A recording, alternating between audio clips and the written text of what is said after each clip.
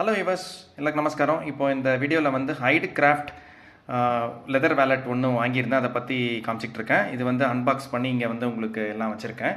மெயினாக வந்து இது யார் யூஸ் பண்ணலாம், எல்லா மற்ற பர்ஸுக்கும் இதுக்கும் என்ன டிஃப்ரென்ஸுங்கிறது காமிக்கிறேன். இங்கே பக்கத்தில் வந்து ஒரு சாதா பர்ஸ் இருக்குது.